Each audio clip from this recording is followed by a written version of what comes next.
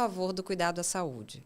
Já tivemos alguns momentos muito importantes aqui nessa sala, como foi o podcast da cardiologia, que trouxe todo o sentido da saúde cardiovascular e de que maneira a equipe do INCAR está inserida nela. Momentos depois, a gente falou também sobre autismo e toda a inclusão social, a maneira como nós precisamos assumir que esse é um assunto importante para ser falado. Foi brilhante. Também tivemos aqui há alguns dias o podcast da gastroenterologia, da saúde gastrointestinal, que trouxe 2 colegas bastante renomados, já muito conhecidos aqui, para trazer informação de qualidade. E com isso, a gente consegue trazer uma história do cuidado. Essa história que começou há 21 anos atrás, com a chegada do INCAR na região, e que hoje vem fundamentar a cada um desses episódios a sua importância na saúde das pessoas. É com muito prazer que hoje a gente abre mais um episódio falando de um tema extremamente relevante para a nossa condição atual, que é o cuidado das pessoas que estão convivendo com a obesidade. Esse tema é muito relevante. Algumas informações bem sérias vão ser trazidas aqui hoje, mas mais importante do que chamar atenção para o tamanho do problema, nós vamos conversar sobre o que fazer para enfrentar esse problema e encontrar soluções. Para isso, eu tenho convidados de honra hoje e 4 especialistas que compõem o núcleo de tratamento de obesidade do INCAR, tendo como líder, como mestre, como grande guia, Dr. Fábio Trujillo, quase que cofundador do INCAR, nosso endocrinologista de referência, e que hoje, além de estar nessa condição, para nós muito nobre, de coordenador do Núcleo de Tratamento de Obesidade do INCAR, é presidente da FLASO, a Federação Latino-Americana de Obesidade. E essa é uma das mais importantes instituições mundiais, reconhecidas realmente internacionalmente, quando o assunto é obesidade. Junto com o Dr. Fábio aqui também, Juliana Mercedes, nossa nutricionista, especialista em nutrição clínica e funcional, e vem a brilhantar também esse momento, trazendo informações muito importantes. Eu quero desde já agradecer a vocês pela gentileza de estarem aqui, de conseguirem realmente um tempinho para trazer aquilo que mais importa. Comprometimento, a entrega, a informação importante para quem está ali do outro lado conseguir acompanhar e dizer: essas pessoas são referência realmente no cuidado. Pouquinho mais ali na frente, a gente tem mais 2 outros convidados importantíssimos. Dr. Vinícius Margalhães, nosso cardiologista, já esteve aqui nessa mesa em outro momento. Residência no Hospital das Clínicas e a residência em cardiologia no Hospital Santa Isabel. E o Dr. Jean Lobo, fisioterapeuta, lá do Hospital INCAR, já nosso conhecido, já tem uma carreira importante aqui na região também. Professor de pós-graduação de fisioterapia da FAESB, e que vão vir com algumas considerações muito importantes, algumas contribuições muito importantes para essa discussão. E eu queria abrir, antes de passar a palavra para vocês, trazendo algumas informações que foram apresentadas recentemente num Congresso Internacional de Obesidade, que o Dr. Fábio estava lá, por sinal, já vai falar um pouquinho para a gente a respeito, e que reforçou aquilo que já se sabia como tendência, né? A situação das pessoas que convivem com obesidade no Brasil hoje precisa ser cuidada. É uma situação relevante. E a estimativa é de números muito ruins para a nossa realidade atual. Hoje, 34% dos brasileiros convivem com obesidade e 22% convivem já com sobrepeso. Significa dizer que mais da metade da nossa comunidade hoje já tem problemas de saúde relacionados ao excesso de peso. Em 20 anos, se espera que quase metade dos adultos brasileiros convivam com obesidade. E mais 27% convivam com uma condição de sobrepeso e todos os impactos maléficos que isso pode trazer para a saúde. Então, se hoje a gente está falando em metade da nossa comunidade acometida por um problema sério de saúde, com grandes repercussões, que a gente vai tratar aqui hoje, em 20 anos, a gente está falando de 75% de uma comunidade afetada por um problema tão crítico. E aí, eu queria abrir a mesa aqui para a gente discutir um pouco E saber de vocês dois. Como enfrentar uma realidade tão dura? Por que, doutor Fábio, Ju, por que esses dados precisam ser vistos realmente como algo tão preocupante?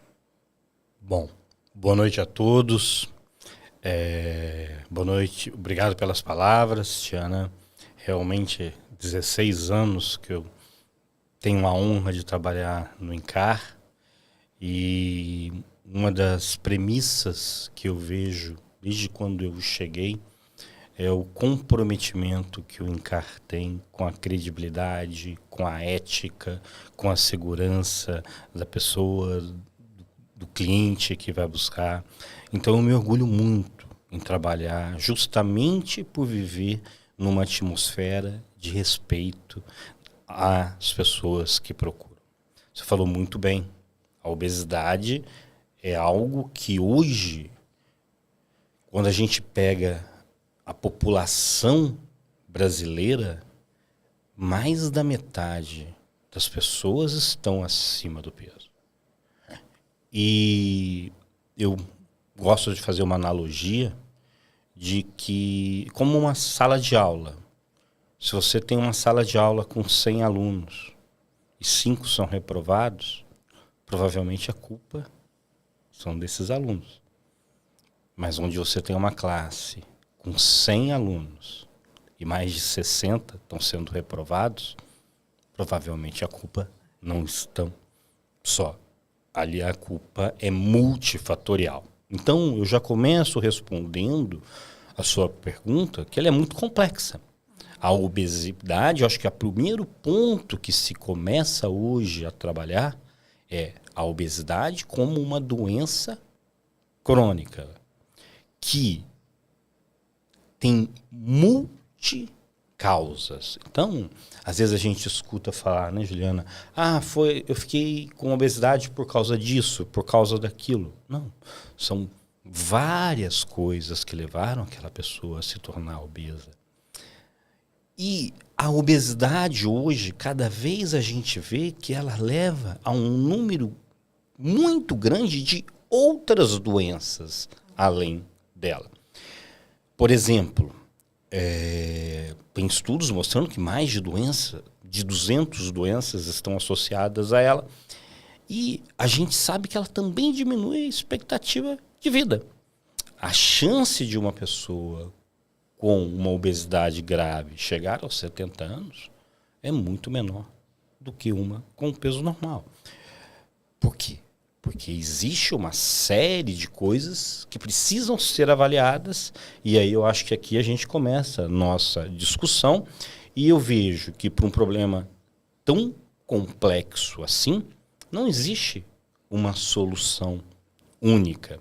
E eu acho que aí entra o papel do INCAR, quando ele traz para essa discussão vários players que precisam atuar para tentar, dentro desse contexto de tratamento, tratar bem a pessoa com obesidade e tratar de forma com evidência científica. Por quê?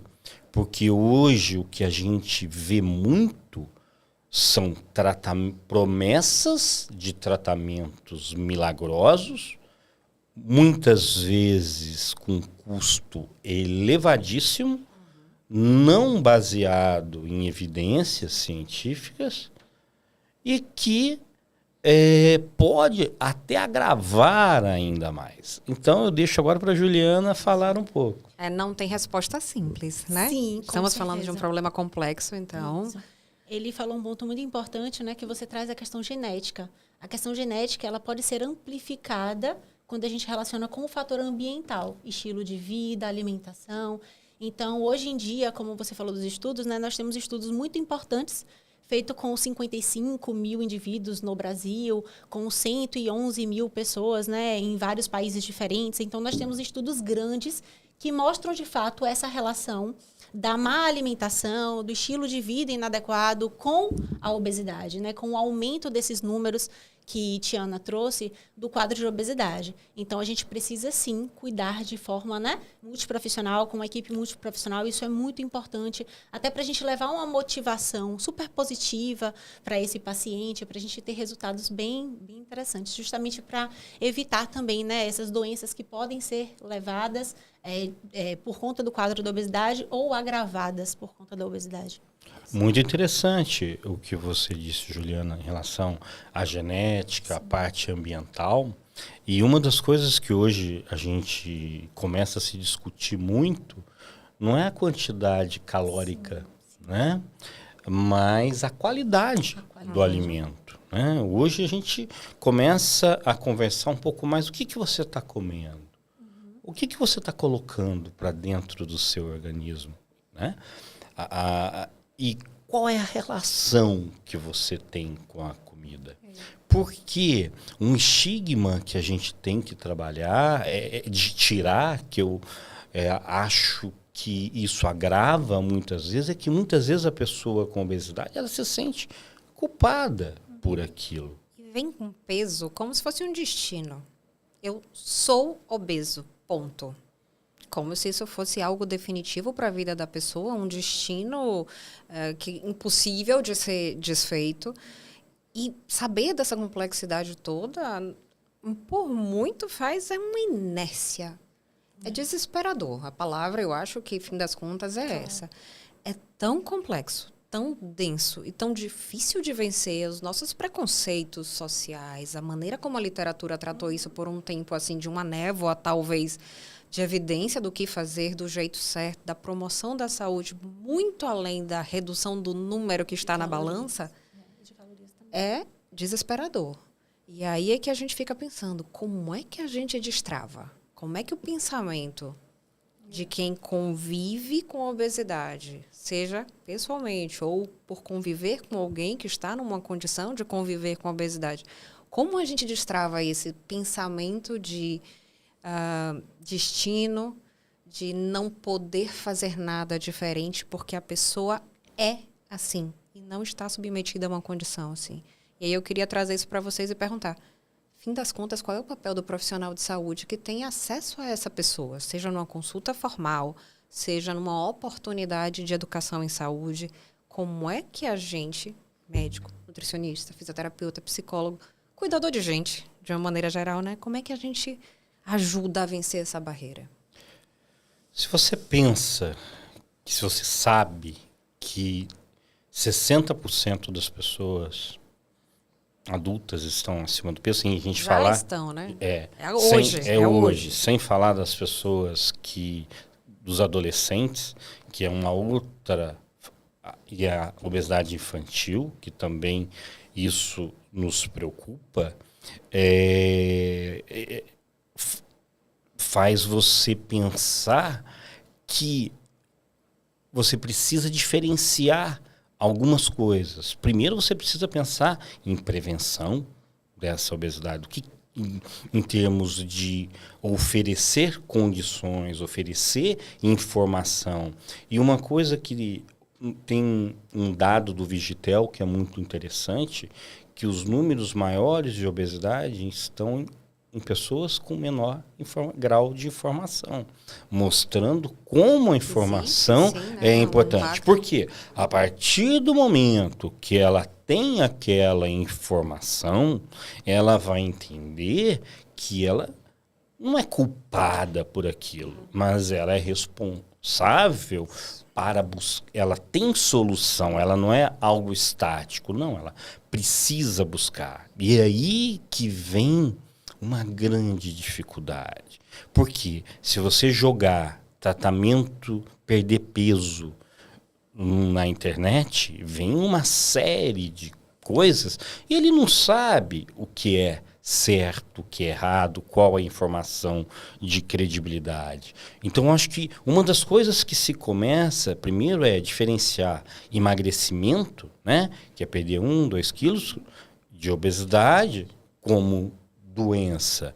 Então, eu acho que essa informação vai fazer com que ele procure profissionais que sejam capacitados, que sejam reconhecidos. Eu acho que o RQE é uma coisa muito importante nisso, mas uma outra coisa que eu acho importante, Juliana e Tiana, que está presente muitas vezes em todas as especialidades, tá? A obesidade. E muitas vezes alguém vai no otorrino por causa de uma dor de ouvido. Não estou falando contra o otorrino, não. Mas, às vezes, um simples conselho daquele otorrino, de ao perceber aquela pessoa com obesidade, de falar, de indicar alguém para que ele faça esse tratamento, já é algo para ele. Então, muitas vezes, ele precisa de um caminho para isso. A sua especialidade parecida com a minha, né? Nós levamos uma fama de ser menos segmentadores do corpo humano. Mas, infelizmente, por um tempo, a educação médica, de fato, fragmentou. O otorrino veio ouvido, nariz e garganta. Ai dos cardiologistas do meu coração que vão me acabar, mas o cardiologista vê o coração. Né? O gastro vai ver o trato digestivo. E nossas especialidades têm essa fama, boa fama, que assim seja, de conseguir ter uma visão mais integral do indivíduo, de cuidar realmente corpo, mente, sem ter essa fragmentação.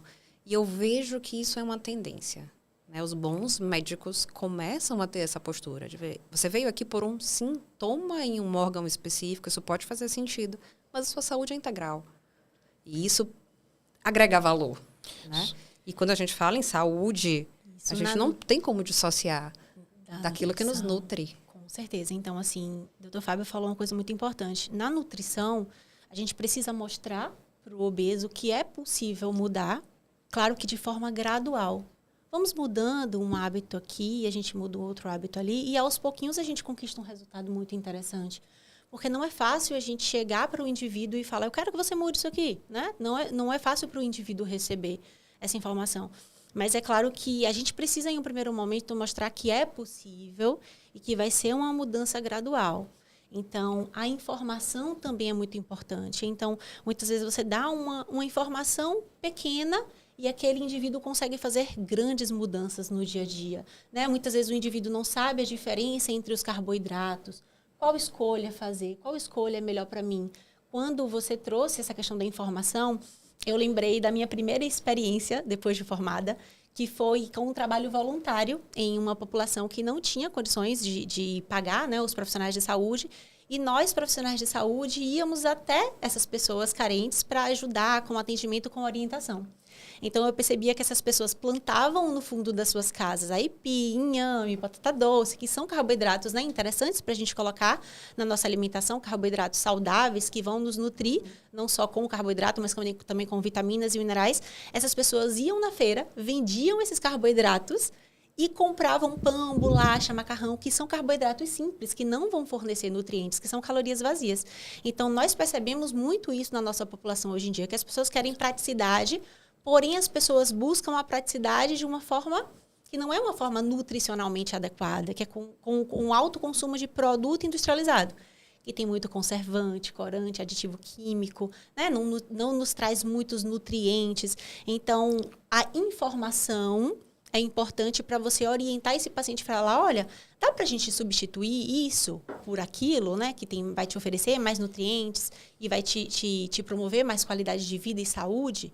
Então, a nutrição é uma das coisas interessantes, eu gostei muito do que você falou, é que alguns países hoje, Chile foi um dos pioneiros, mas na Argentina também, outros países, e no Brasil já se tem, que é o papel da rotulagem frontal dos alimentos, né? Ou seja, muitas vezes você ia no supermercado, você vai, e quando você vai comprar um produto, está em letras muito pequenas o que contém. Hoje, em muitos países, não. É lei que tenha pelo menos 4, 5 informações muito importantes que vão impactar na escolha dessa pessoa, do alimento que ela vai comprar. Então, eu acho isso um fator muito importante. E um outro fator muito importante é o gerenciamento da expectativa que essa pessoa tem em relação à obesidade. Por quê? Porque muitas vezes uma pessoa que vive com obesidade, ela imagina que ela só vai estar bem se ela tiver com peso dentro do normal, daquele IMC normal. E hoje se fala muito em obesidade controlada, por exemplo, igual a pressão controlada. Ou seja, a gente sabe que muitas vezes uma perda de peso 5, 10, 15, 20% vai trazer muita melhora de qualidade de vida para essa pessoa. Eu vou citar só um exemplo de como é importante, às vezes, você perguntar para a pessoa qual foi o maior peso da vida dela. Tá? Recentemente eu recebi uma paciente que me disse que o maior peso dela foi 150 quilos. E ela estava com 90 quilos. E esses 90 quilos já estavam mantidos há 2, 3 anos. E que ela se libertou ao ela ler, ao ela conhecer o quanto benefício ela teve com aquela perda de peso. Por quê? Porque nós precisamos hoje escutar mais essas pessoas. Uma vez eu estava numa palestra que a pessoa falou, doutor, o senhor sabe, o senhor entende, mais ou menos, como trata a obesidade. Mas quem vive com obesidade sou eu. Quem tem a dificuldade de locomoção, quem tem as comorbidades sou eu. Então, é um outro fator muito importante esse gerenciamento. E é um exercício muito difícil. A empatia numa condição como essa de se colocar literalmente no lugar do outro, para quem não conviveu com obesidade em momento nenhum da sua vida, provavelmente é muito difícil de passar, de vencer essa barreira para conseguir se imaginar nas limitações funcionais. Você falou uma palavra que a Juliana não sabe. Tem estudos mostrando que a forma como essa pessoa é acolhida vai ser fundamental no resultado, né? Porque ainda no nosso meio, ainda tem médicos que ainda olham para a pessoa e falam assim, você precisa perder peso, como se fosse, vá lá. Mas não, você não precisa ser super protetor, mas o acolhimento, a forma, a empatia faz muita diferença. Fazer foi muito bonito. Chegar. Isso que você falou faz toda a diferença. Faz toda a diferença. E aí, eu acho que isso é um pouquinho do que todo mundo vive quando a gente fala de tratamento de doenças crônicas, que basicamente significam, vamos traduzir aqui, aquilo que eu vou precisar me preocupar para o resto da minha vida. Mas não é preocupar com o sentido de culpa, com o sentimento de determinismo, com o sentimento de isso faz parte daquilo que eu preciso pensar todos os dias no meu autocuidado. Sim. E a gente faz isso quando a gente pensa em tantas coisas. Quando a gente vai fazer um preventivo ginecológico, a gente pensa que isso faz parte do autocuidado. Quando a gente vai fazer um exame cardíaco antes de correr uma maratona, isso faz parte do nosso autocuidado. A gente controlar o impacto do peso naquele momento de vida, naquela condição que a gente está, também precisa fazer.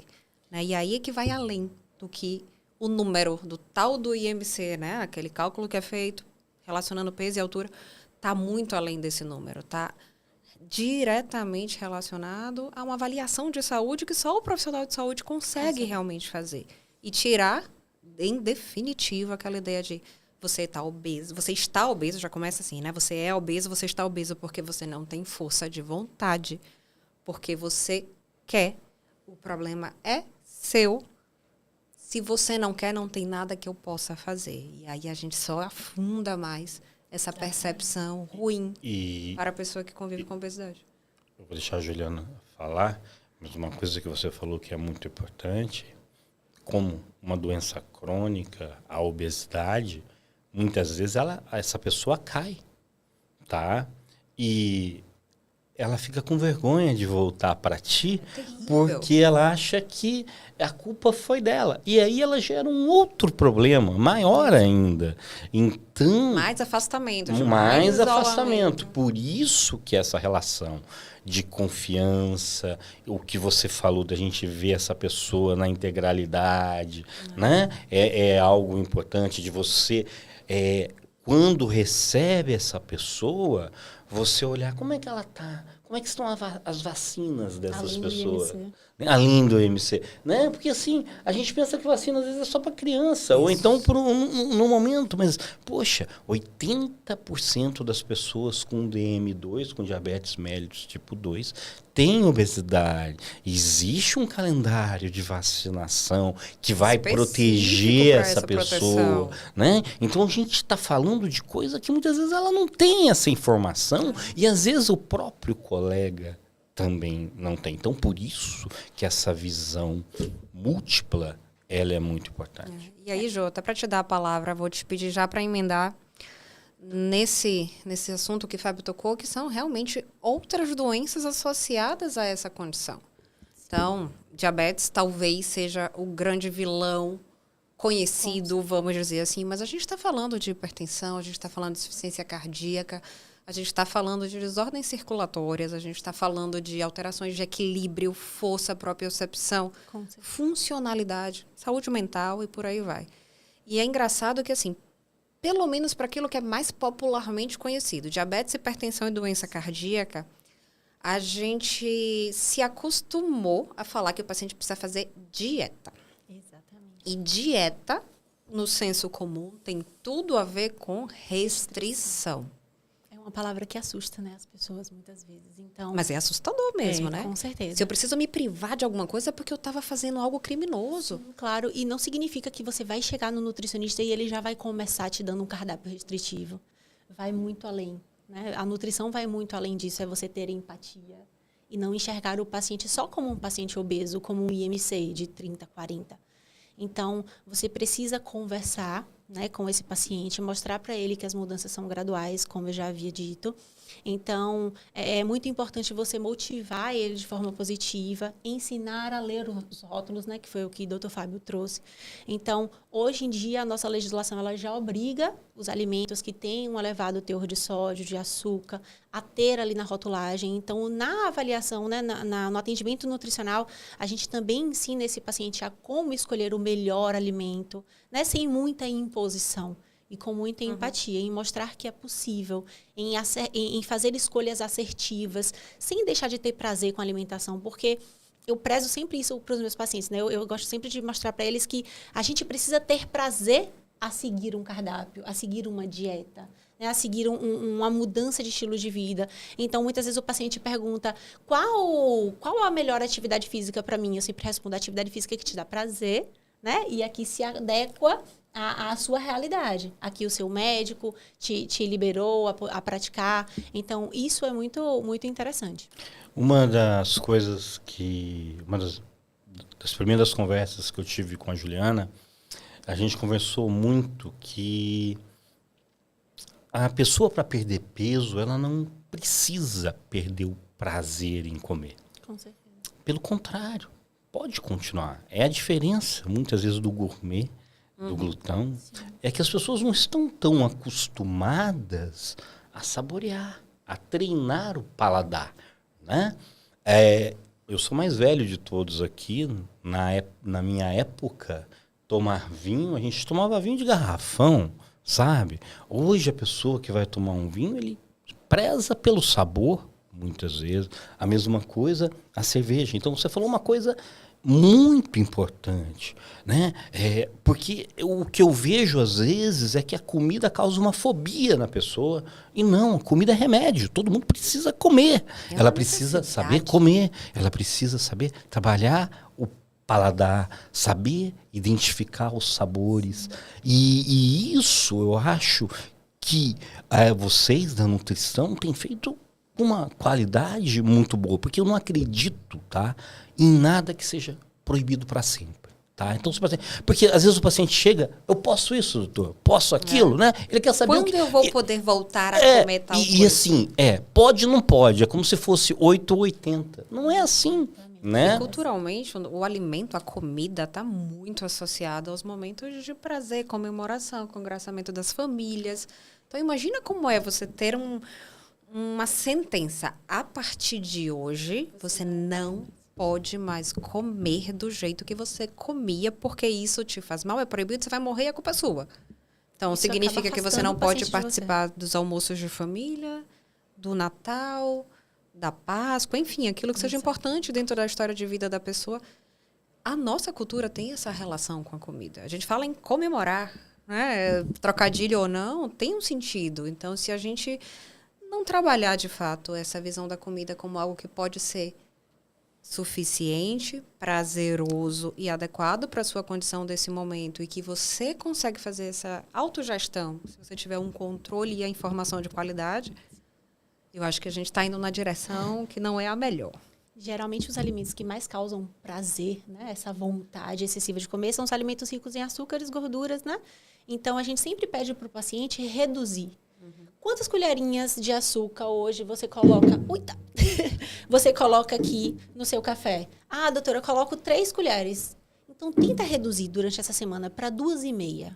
Na próxima semana, você reduz para 2. Na próxima, você reduz para 1,5. Então, isso é uma reeducação do paladar.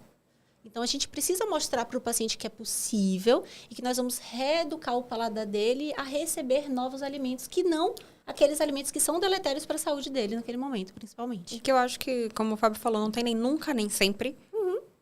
Talvez sejam pouquíssimos os casos que a gente vai colocar numa lista negra definitiva. Com certeza. E tem um porquê para isso, né? Mas que no nosso senso geral, na nossa rotina de dia a dia, é muito possível fazer uma adaptação para aquilo que é alcançável, para aquilo que está disponível e respeitando também os regionalismos. E por isso que a psicologia também vem ao encontro dessa equipe transdisciplinar, né?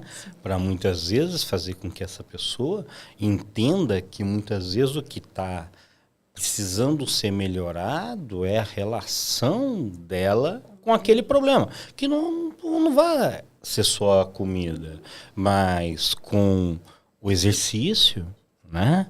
Com o estilo de vida dela. Você falou do cardiologista. Cada vez mais, hoje, o cardio está próximo do endócrino, está próximo do nefro, está próximo do psicólogo, do nutricionista. Hoje existe uma coisa que tem se chamado de síndrome cardiometabólica renal. Ou seja, tudo está entrelaçado. E uma coisa que previne tudo são hábitos de vida saudáveis, que não deveria ser só para quem tem obesidade. E aí entra o papel do sono, tá? Que muitas vezes, né? Quantas vezes a gente não avalia o sono do nosso paciente? Uma noite mal dormida, tá? Vai aumentar a resistência à insulina dessa pessoa, vai dificultar o controle glicêmico, contribuir até para o ganho de peso. E vamos falar, além disso, no gerenciamento do estresse. Não tem como eu chegar para a Tiana, que, poxa, é uma pessoa que é poli, né? Ela é família, é profissional, é cidadã, e falar, olha, você vai ficar sem estresse. Não. Seria... Por um segundo eu quase acreditei. Mas gerenciar o estresse é possível e faz a diferença. E aí, a gente chega num momento que a nossa sociedade conseguiu evoluir um pouquinho, assim como a medicina, porque tudo isso hoje só é possível porque a informação de qualidade chegou, a gente tem de fato mais acesso à informação de qualidade. Os grandes portais, que antes eram uma coisa assim tão fechada, né, quase maçônica ali, hoje a gente tem um acesso mais livre. E isso é um grande ganho que beneficia todo mundo. Então, a gente chegou num ponto que a nossa comunidade também começa a se aproximar de uma condição de um pouco mais de respeito, de entendimento de todas essas questões, de tentar, pelo menos, né, não julgar, não culpabilizar e não trazer realmente para as pessoas que convivem com a obesidade um sentimento de ruim, de vida ruim. Mas tem uma armadilha aí. Esse respeito, esse cuidado, essa atenção para ter essa empatia também não pode minimizar o problema. E existe uma corrente que fala da obesidade saudável. Então, a gente tem influencers, a gente tem artistas que se posicionam como quem diz: eu sou responsável pelo meu cuidado e eu estou fazendo isso mesmo que o meu corpo seja o corpo de uma pessoa que convive com obesidade. Até aí está tudo certo. O problema é quando a gente perde essa linha e entende que esse respeito significa complacência. E aí eu queria fazer a pergunta mais objetiva, da maneira mais objetiva possível. Existe obesidade saudável? É possível aceitar que alguém que convive com obesidade vai ter uma vida saudável sem repercussões? Eu começo te falando uma coisa muito importante que você disse, que é o respeito que essa pessoa tem à escolha, né?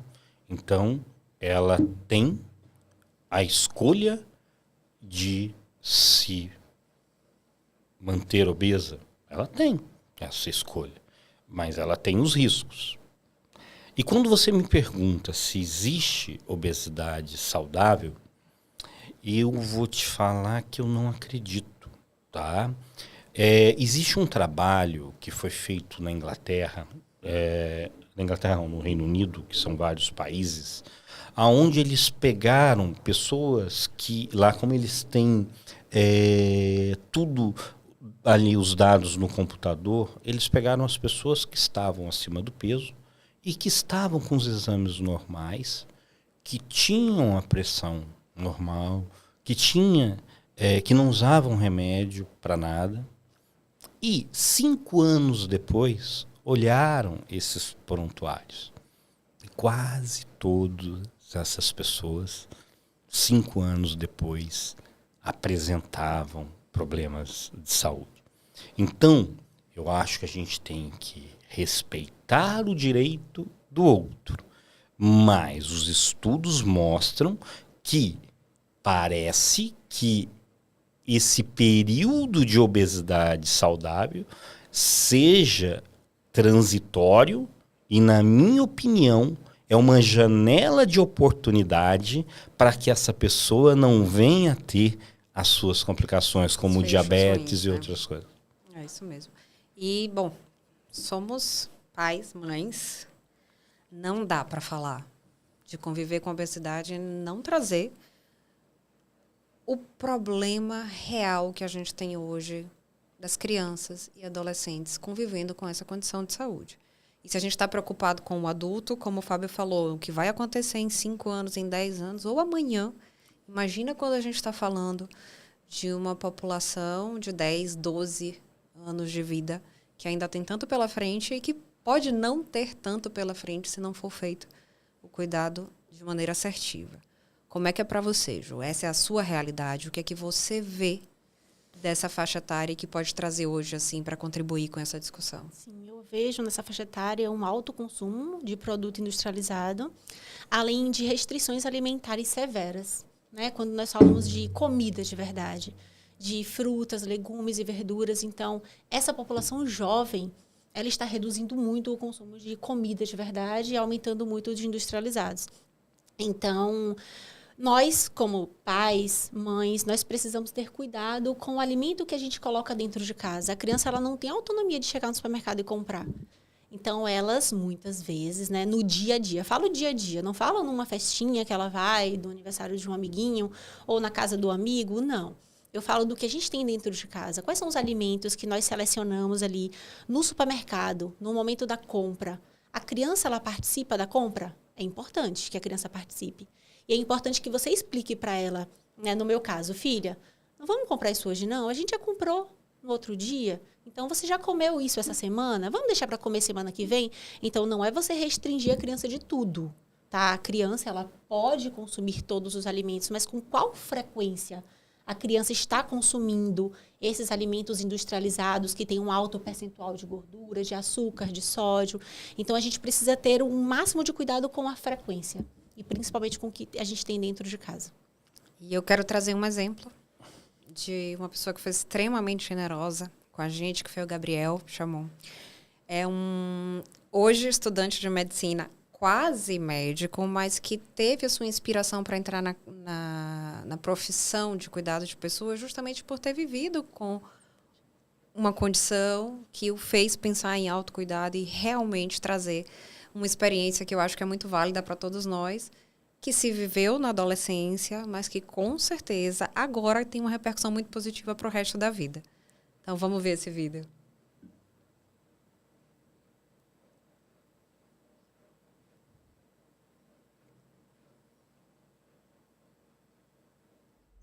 Olá pessoal, meu nome é Gabriel Chamon e hoje eu vou compartilhar um pouco com vocês sobre a minha história e no final vou dar uma dica valiosa do que eu aprendi nesse tempo. Aos 12 anos, como uma criança, eu pesava 90 quilos e um pouco mais tarde, aos 16 anos, eu cheguei a pesar 120 quilos. Mas já fazem 6 anos que eu perdi 30 quilos e venho mantendo meu peso nessa faixa. E claro que os motivos que me fizeram perder peso naquele tempo não são os mesmos que me fazem manter o peso atualmente perdido. Mas a questão é que, assim como várias outras pessoas que vivem com obesidade, eu tentei de diversas formas emagrecer. E o problema é que muitas vezes a gente é exposto a fontes não verídicas. Diga-se, pessoas que querem muitas vezes ganhar dinheiro com o tratamento da obesidade e criam seus métodos mirabolantes para a perda de peso. E fatos como esse, coisas como essas, nos desviam do caminho e muitas vezes nos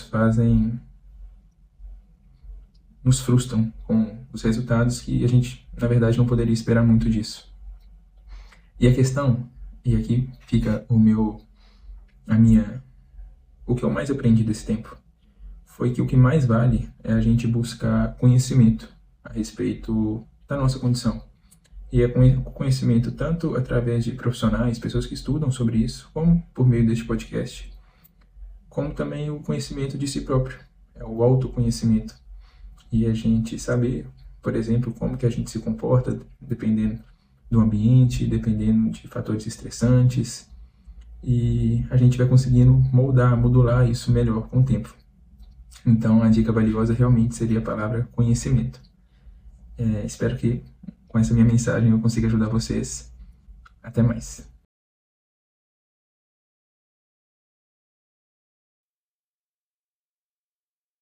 Esse vídeo eu terminar e não passar a palavra para Fábio para alguns comentários. Vou deixar a brecha, o comentário pessoal, tá tudo certo. Eu acho que você tem uma história para contar aqui em relação ao Gabriel. Mas eu já queria deixar emendado aí 2 comentários. Ele chama muito a atenção de estar com as pessoas certas que tenham conhecimento. Aí não tem como a gente fugir da história da evidência científica, de Da fazer o que é credibilidade certo, que ele falou. com juízo, com evidência, com credibilidade. E a outra questão é, ele chama muito para si essa questão do autoconhecimento. E ali está, no acesso a nutricionista, o acesso à assistência psicológica. E aí eu queria que você puxasse isso aqui, de que maneira isso inspira o núcleo de tratamento de obesidade do INCAR. Então, primeiro, o Gabriel, eu conheço o Gabriel há vários anos. E o Gabriel, como estudante de medicina, já há vários anos que quando eu faço uma palestra, tá lá o Gabriel para bater uma foto ou para perguntar algo interessante. E o nosso último encontro foi no Internacional de Obesidade. E ele estava lá e ele veio, doutor Fábio, posso bater uma foto contigo?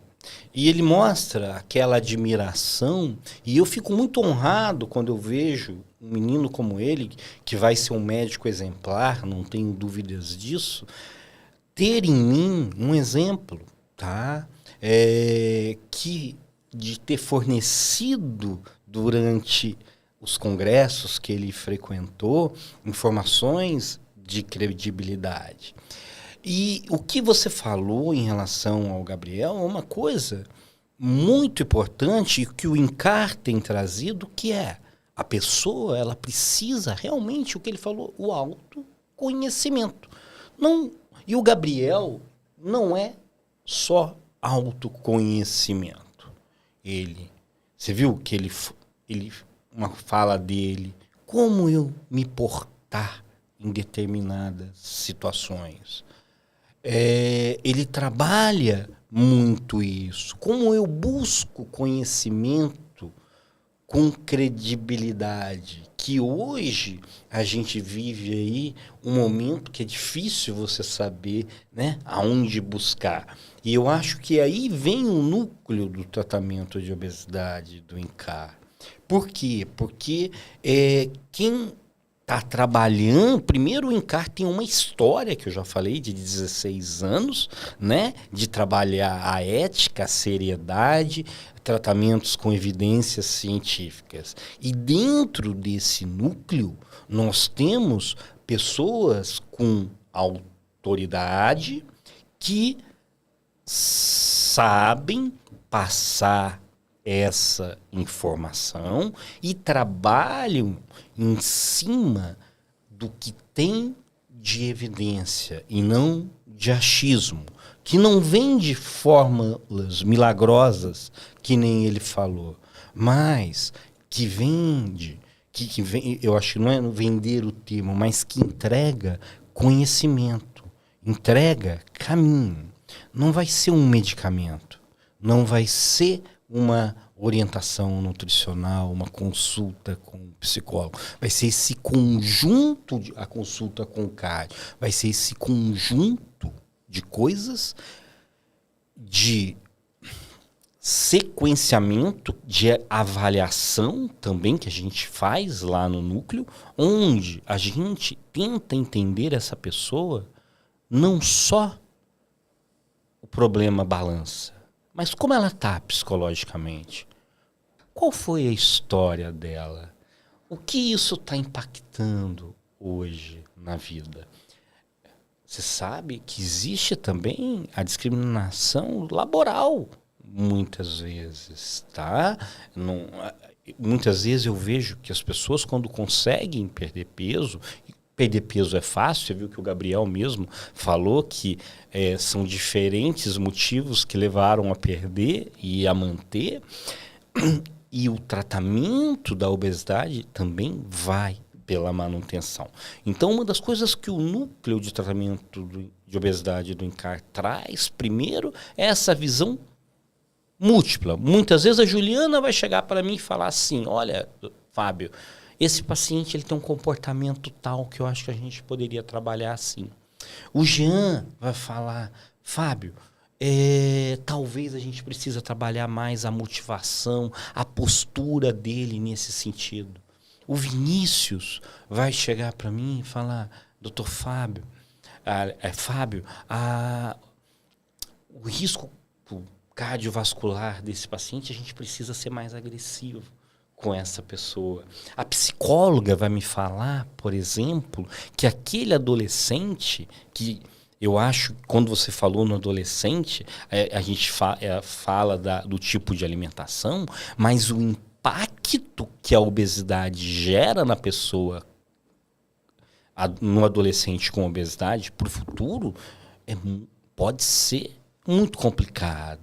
E a psicóloga, muitas vezes, traz isso. Então, o INCAR, esse núcleo, ele se conversa.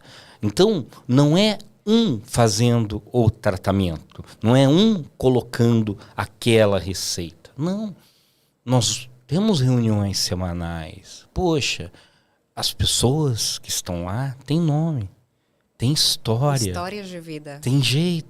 E nós não estamos falando ali sobre um número, nós estamos falando sobre uma história de vida e como nós podemos melhorar essa história dessa pessoa. E é dentro dessa complexidade que a gente traz essa visão compromissada, mais uma vez, do INCAR em trazer um serviço de qualidade técnica, um serviço humanizado, um serviço que tem a intenção de trazer as melhores práticas que a literatura conhece, que as evidências científicas conhecem, para tratar as pessoas da maneira correta, com credibilidade, com resultado. Mas, acima de tudo, sendo respeitadas enquanto pessoas que têm histórias de vida, têm implicações da interferência que cada um de nós, como cuidadores de gente, vai conseguir ter naquela história. E, falando em bons cuidadores de gente, nossos dois convidados de honra também já chegaram aqui para conversar. Dr. Vinícius, cardiologista. Jean, nosso fisioterapeuta, que eu tenho o orgulho de dizer que, por algum motivo, alguém meu já esteve na mão dessas pessoas e a confiança foi absoluta e o resultado veio justamente pela qualidade técnica e pela capacidade de tocar o outro como ser humano. E trazer esse sentimento de cuidado, respeito, mas acima de tudo de responsabilidade para o núcleo de tratamento de obesidade é um compromisso que cada um de nós assumiu no momento que se fez participar dessa história. E a gente falou aqui, Vinícius, assim, que as pessoas que convivem com a obesidade adoecem mais, sofrem mais, internam mais e morrem mais. O que é que um cardiologista, como um dos eixos centrais de cuidado das pessoas, enxerga dessa realidade? De que maneira você acredita que você pode interferir nessa história que pode ter um resultado muito ruim, né, se nada for feito? Sim. Boa noite, eu gostaria de agradecer o convite, mais uma vez estar aqui presente, né, no Podincar, que com a proposta de trazer educação para a população de forma mais acessível, discutir problemas reais de forma responsável, né? Então, parabéns. E em relação à obesidade, de fato, nós enfrentamos hoje um problema grande. Tanto do ponto de vista epidemiológico, como já foi citado aqui, né, as perspectivas são assustadoras, né? Então, a gente tem dados que estimam que 2030, logo ali na frente, 20% da nossa população mundial, mais de 1 bilhão de pessoas, estejam nessa condição, né? Então, do ponto de vista epidemiológico, é um problema gigantesco. E do ponto de vista individual, também, né? Foi descrito aqui, né, a questão da obesidade saudável, se existe, não existe, né? Cada dia mais nós temos aprendido sobre a obesidade. Essas últimas décadas foram bem importantes de mostrar que a obesidade não é uma condição pontual, não é uma condição do peso específico, do IMC, que é um dado específico referente a esse diagnóstico, mas é uma condição crônica, como o próprio Fábio falou mais cedo, né? É uma condição recidivante, como as doenças crônicas são, então como é a hipertensão, como é o diabetes, e sim, ela aumenta o risco cardiovascular. Então, como cardiologista, e por ser esse o nosso dia a dia, a gente tem muito essa visão do risco cardiovascular, que é tendo a doença cardiovascular como a principal causa de morte ainda no mundo, e a gente identificando a obesidade como um risco cardiovascular isolado, né? A gente tem dados que sugerem que uma pessoa acima do peso, ela tem, um homem, cerca de 70% durante a vida mais chance de ter uma doença cardiovascular do que uma pessoa com peso normal. E uma mulher, esse número sobe para 85%.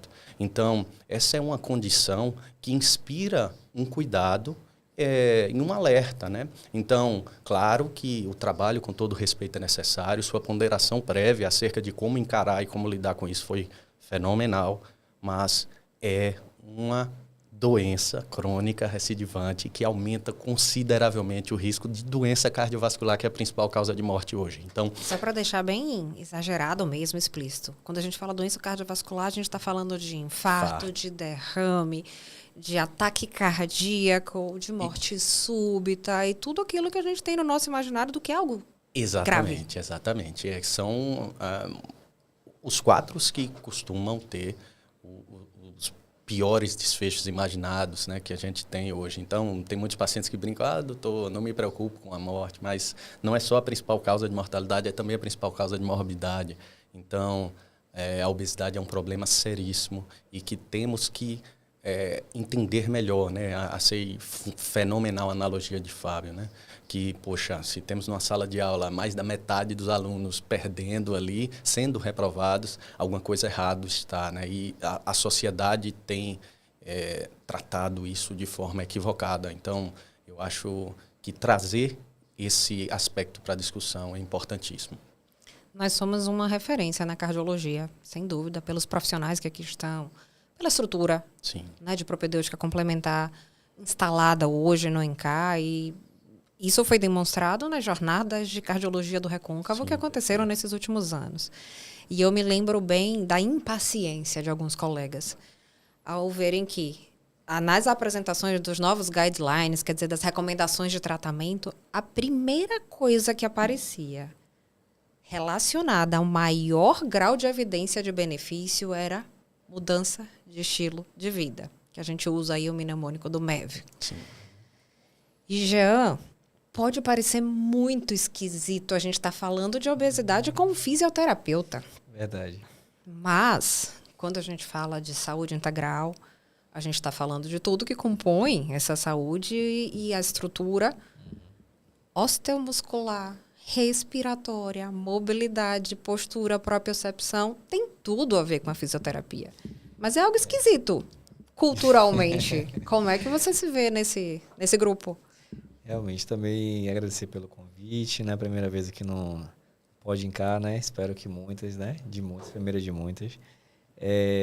Dar uma boa noite também a todos que estão nos assistindo nesse momento. Bem, realmente é algo que a gente não costuma, né, ver muito, né? O fisioterapeuta atuando dentro dessa condição de uma forma transdisciplinar, né? Mas acabou que, voltando um pouquinho no tempo, né? E falando um pouquinho até da pandemia, né? Muitas pessoas começaram a entender aonde a aplicabilidade da fisioterapia entrava, não só na reabilitação motora, digamos assim, né? Que é onde a gente mais atua mesmo, né? Minha frase clássica. Quem não sabia o valor do fisioterapeuta na pandemia, descobriu. E aí começou a abrir e se mostrar todo esse leque que a fisioterapia tem de atuação, né? Então, a gente vê muito na UTI hoje em dia, ouve falar muito da fisioterapia na UTI, que antes só quem sabia que existia, só o cidadão comum, digamos assim, que sabia que existia a fisioterapia na UTI era aquele que era internado na UTI, né? E hoje também a importância do fisioterapeuta dentro dessa avaliação, como você mesmo bem colocou agora, né? Osteomioarticular, avaliação postural, avaliação de mobilidade, né? Cinética funcional dessa pessoa obesa, ela vai ter um papel importante na condição posterior à atividade física, né? Digamos assim. Então, a gente prepara essa pessoa para que ela possa estar adequadamente inserida na atividade física sem gerar prejuízos para essa pessoa, né? É importante citar que a obesidade em si, talvez ela não gere, no primeiro momento, desgastes, digamos assim, articulares ou lesões articulares, que são onde a gente mais vê realmente os impactos da obesidade. Mas há outros problemas relacionados, né? Principalmente problemas posturais, que a gente percebe muito nessas pessoas. Então, é aquela pessoa que tem um deambular um pouco claudicante. Deambular é o caminhar, né, gente? Então, um caminhar que não é adequado. Então, a gente tem a forma de caminhar correta para que não haja desgaste dessas articulações. Então, essa avaliação motora, de uma forma geral, é importante para que a gente conduza essa pessoa a conseguir fazer uma atividade física segura e que não gere problemas no processo de emagrecimento dela, né? Então, o que a gente quer é um emagrecimento, como foi dito agora há pouco, um emagrecimento saudável também, né? Porque não adianta você tentar fazer um emagrecimento de qualquer jeito, né? Então, acho que por isso o NTO está aí também hoje para trazer essa forma de trabalho conjunta para que leve essa pessoa a ter um emagrecimento saudável, né? E de uma forma direcionada para que a atividade física dela, posteriormente, que nós vamos indicar, o fisioterapeuta, ele não trabalha diretamente fazendo a atividade física em si. A gente vai direcionar a pessoa para o profissional e junto com as recomendações, dentro da avaliação clínica geral que a gente vai fazer nesse paciente, né? Avaliação de força muscular, avaliação funcional da capacidade respiratória desse paciente, né?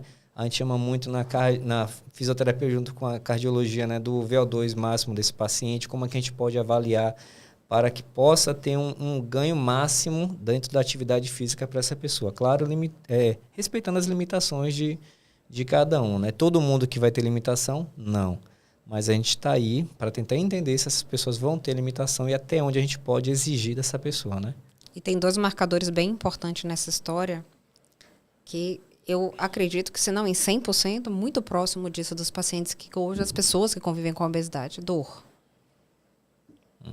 Quase que possível de apostar que quem está convivendo com a obesidade tem alguma dor que possa estar relacionada com a sua condição de sobrecarga de peso em alguma articulação, em alguma postura. E a outra é o risco de queda.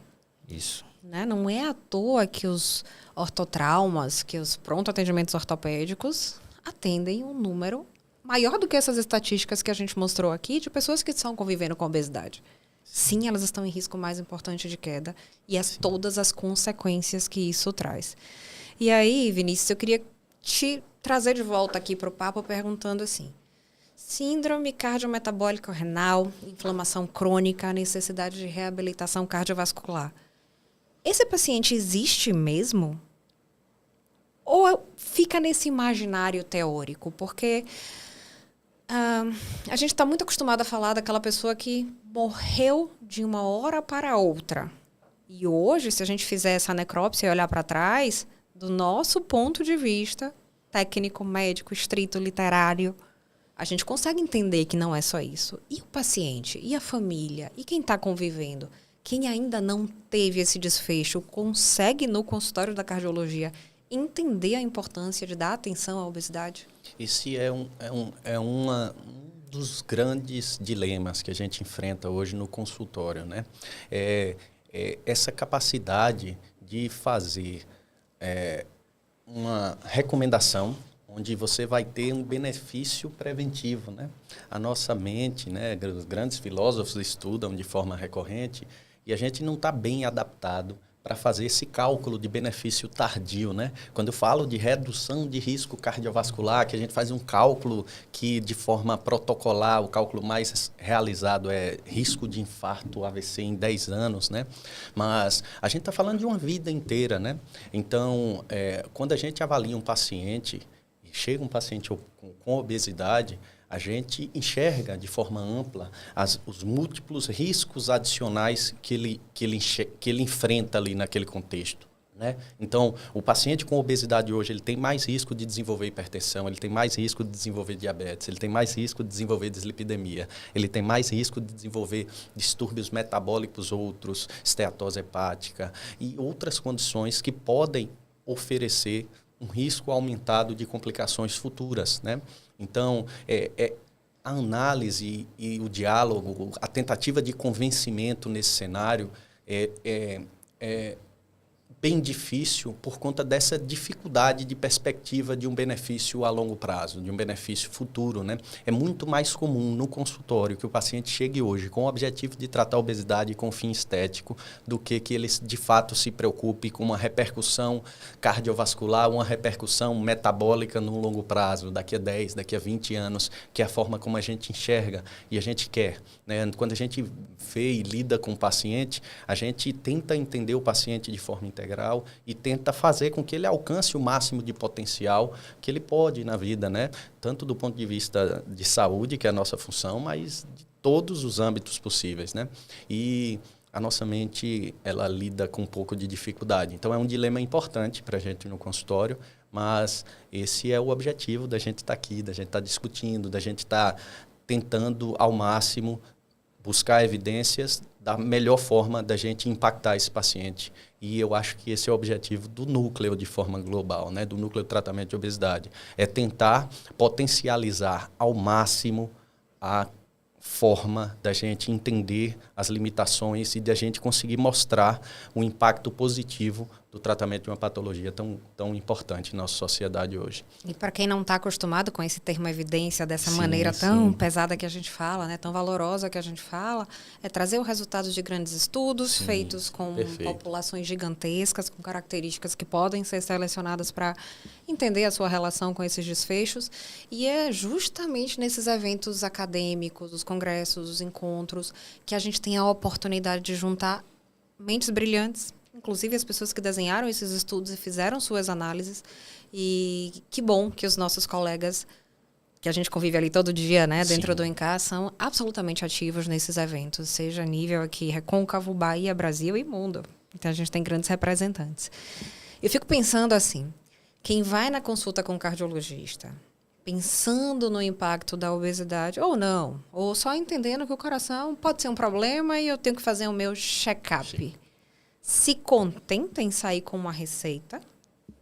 Ou tem alguma expectativa para além de sair com a receita que você diga, você vai para o Jean? O que os seus pacientes hoje dizem, ou como é que você percebe essa reação quando você diz, você precisa do remédio? Fato, isso a gente não pode abrir mão agora. Mas a história da melhor evidência, do melhor valor da mudança da sua saúde, que é a mudança do estilo de vida, passa por uma avaliação corporal, uma avaliação constitucional. Como é que o seu paciente reage quando você traz essa informação tão evidente quanto quantos números de mortes são evitáveis quando você prescreve tal droga? Difícil também, viu? É um dilema grande, como eu já disse aqui. Então, o paciente, ele costuma ter uma visão um pouquinho diferente, ele costuma procurar o consultório na presença de um sintoma, um desconforto, ele não enxerga a doença da mesma forma que a gente, né? E o objetivo nosso é, na função de educador ali, 1 para 1, tranquilo, tentar esclarecer para ele quais os benefícios potenciais e os riscos potenciais de cada conduta, né? Então, no caso da fisioterapia especificamente, é muito comum que haja um aumento da incidência de sarcopenia, por exemplo, no paciente obeso, né? Que é a perda óssea, né? E a perda chance de muscular, fraturas isso, e isso. por aí vai. Então, é um paciente que, com frequência, é o paciente sedentário, é um paciente que com frequência tem outras limitações, e a obesidade sarcopênica, que seria um contexto ainda pior, que é quando o paciente tem uma grande quantidade de tecido adiposo e uma quantidade pequena de músculo, né? Esse paciente precisa estar avaliado, ter um diagnóstico adequado, ter avaliação de risco de forma adequada, para que a gente consiga estabelecer da melhor forma possível a mudança do estilo de vida, que esse é o pilar mais importante do tratamento. Ele precisa encarar a vida de uma forma diferente para que a gente consiga ter êxito tanto na perda ponderal quanto na manutenção desse peso, né? Então, nós cometemos excessos regularmente no dia a dia, e nós, profissionais de saúde, e todos, né? Então, a gente só precisa encarar isso de uma forma que a gente tenha essa preocupação de reduzir a chance de problemas futuros e de ter uma qualidade de vida melhor, né? Então, assim, é bem difícil, viu? Trazer o paciente para essa forma que a gente raciocina é complexo, mas esse é um trabalho e é um esforço contínuo que nós profissionais de saúde temos que fazer. Reforçar a importância do colega, reforçar a importância da avaliação com o psicólogo, reforçar a importância da avaliação com o nutricionista, do acompanhamento com o endocrinologista, para que a gente consiga ter o máximo de êxito que a gente pode nesse padrão de acompanhamento. Então, assim, é difícil a aceitação do paciente no consultório para todo esse padrão de abordagem. Normalmente ele enxerga pontualmente algo de hoje. Eu tive uma dorzinha, por isso que eu vim. Não, eu vim fazer o check-up, que são exames pontuais que vão me dizer se minha saúde está boa ou não. Mas ele acaba se assustando na maioria das vezes. É difícil lidar com isso, viu? Mas a gente que acredita de fato na ciência vai continuar insistindo até com certeza, dar certo, né? E aí, o INCAR, muito contaminado por esse pensamento cardiológico, foi pioneiro também em valorizar a fisioterapia dentro dessa linha de cuidado que a gente chamou inicialmente, né, de reabilitação cardiovascular, mas está para muito além disso, no estímulo de fato de um estilo de vida saudável e sustentavelmente saudável. A nossa unidade de Cruz das Almas foi a primeira a falar em montar um estúdio para atenção à reabilitação cardiovascular. E eu acho muito legal dizer que o primeiro paciente do estúdio foi um dos nossos cardiologistas. Sim. Então, isso tem todo o mérito, todo o valor, todo o sentido dentro dessa linha de cuidado que a gente está trazendo. E falando nessa valorização, Jean, vocês, fisioterapeutas, têm instrumentos talvez mais acurados, né, com mais acurácia do que nós, médicos, que é o toque mais frequente. Sim. Claro, faz parte de uma boa consulta médica, de uma boa atenção médica, um exame físico que tem o toque e tal, mas vocês lidam o tempo todo com esse contato. Isso ajuda, isso dificulta o cuidado, quebrar aquele gelo no primeiro cuidado com o paciente que está convivendo com a obesidade. Tem até uma máxima na fisioterapia que a gente sempre fala, e a gente aprende muito na faculdade, né? Ouvi muito isso, na verdade, que a fisioterapia cura, entre aspas, né? Cura com toque, digamos assim, né?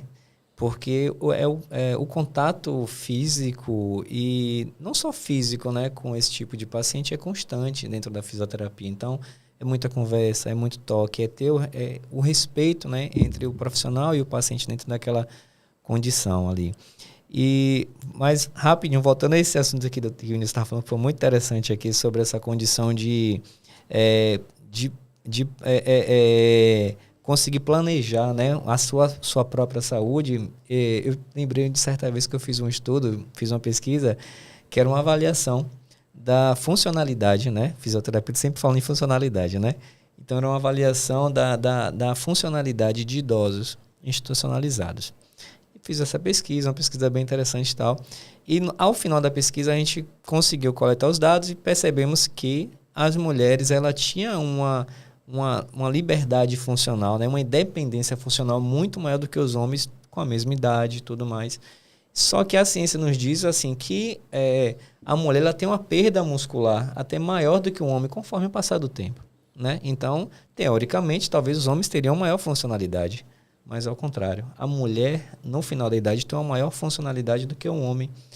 E acabou que na discussão a gente entendeu que isso acontece por conta da busca da mulher pelo profissional de saúde, de estar sempre presente, sempre acreditando no profissional de saúde, né? E acaba, como o Dr. Vinícius falou, olha, eu vou te prescrever aqui essa medicação, mas também você vai ser avaliado pela fisioterapia ou você vai fazer atividade física, a mulher vai e busca. Se você falar, você vai sair daqui, você vai fazer pilates. Ela vai e faz o pilates.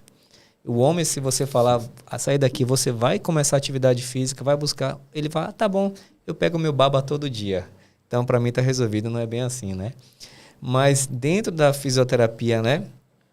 Então, a gente começa a perceber aí realmente que há algo diferente, né? Nessa relação de continuação de tratamento, em pensar no futuro, né? A saúde ela vai vir não exatamente nesse momento, mas é a programação de você manter uma expectativa de vida maior. A expectativa de vida é você prolongar a sua vida por bastante tempo. Isso quer cuidados. E dentro da questão de acurácia, né, que você tocou no assunto da acurácia, da avaliação fisioterapêutica e tal, a gente utiliza diversas ferramentas, né? Dentro da nossa gama assim, de avaliação. Além do próprio toque em si, né? Existe até, inclusive, uma avaliação de força muscular, que é o MRC, que a gente faz a avaliação com toque físico no paciente, né? A avaliação de força muscular dessa seguinte forma. E hoje é interessante a gente falar também que o Unitel ele está trazendo também diversas ferramentas para a gente utilizar, né? Dentro dessa condição, como a bioimpedância, que é muito importante, né? Vai ser trabalhado bastante também com a equipe de nutrição, com Juliana. E me permita só um parêntese. Sim. Uma bioimpedância realizada num equipamento que está preparado e programado para atender a pessoa que convive com obesidade. Com certeza. Eu não quero desmerecer outros equipamentos da nossa rotina do dia a dia, mas eu não estou falando da bioimpedância para o desportista. Então, nesse caso, esse equipamento ele está realmente guiado para isso. É tecnologia e inovação. Direcionado para essa condição. Baseado na ciência, né? Direcionado para essa condição dessa pessoa que precisa desse tipo específico de equipamento de ponta, né? Além da bioimpedância também, a gente vai dispor também de dinamômetros manuais de avaliação de força muscular, que dá uma acurácia também de avaliação de força muscular, de qualidade de força muscular junto com a bioimpedância, que é muito importante. Então, a gente consegue pegar, né, desde uma simples avaliação física, no toque da fisioterapia, simples entre aspas, na verdade, né, que tem toda a ciência atrás daquilo. Complexo. Mas a gente também se utiliza também de diversos equipamentos, né? Esses equipamentos modernos, que vão trazer para a gente muito mais precisão na avaliação e na prescrição de atividade física dessa pessoa, né? A qualidade muscular dessa pessoa com bioimpedância, qual a quantidade, além de massa, de gordura, de líquido que está presente, o que a gente consegue fazer para adaptar melhor essa pessoa, de que forma a gente consegue, né, ganhar melhor, que tipo de massa muscular essa pessoa tem hoje, uma massa mais de resistência, uma massa menor resistência, né, de que forma a gente pode planejar algo para ela sem gerar os problemas que pode trazer, né. Então, por exemplo, a gente pode hoje prescrever uma atividade física para determinado paciente que a pessoa, vou falar para ele, olha, você vai fazer toda atividade física, mas você não pode fazer leg press, um exemplo. Porque seu joelho tem uma condição de deteriorização já avançada, você tem uma artrose, uma artrite, algo que prejudique mais essa condição se você fizer esse determinado tipo de exercício físico. Então, por enquanto, não. Então, eu nunca vou fazer leg press na minha vida, eu nunca vou fazer um agachamento. Não, você vai fazer no momento certo, né? Então, a gente vai conseguir direcionar e fazer todo esse acompanhamento de forma perfeita para essa pessoa. E aí é que eu digo, cheia de orgulho, que eu não tenho dúvida que a melhor tecnologia que a gente tem realmente aplicada no INCAR é a tecnologia humana. Com É certeza. a qualidade dos profissionais, como a gente está vendo aqui. E com tanta informação de qualidade, com comprometimento, com respeito, mas com muita ciência envolvida, é que a gente pode dizer que agora é oficial. Então, o Hospital INCAR traz para o Recôncavo o núcleo de tratamento de obesidade com todas essas contaminações positivas daquilo que deve ser feito de maneira segura, de maneira respeitosa, naturalmente inspirada por um grande nome nacional e internacional no assunto, que é o Dr. Fábio Trujillo. É uma grande inspiração e que privilégio nosso Sim. poder dizer que esse núcleo está sendo guiado por ele aqui, mas que trouxe consigo essa equipe que a gente teve a chance de apresentar aqui hoje como os melhores profissionais para cuidar da saúde de quem vive com obesidade. Obrigada por participar mais uma vez do Pode INCAR, que fica mais uma vez pautado no nosso compromisso de cuidar das pessoas da melhor maneira. Até a próxima e vamos cuidar da nossa saúde. Obrigada. Até mais. Boa noite.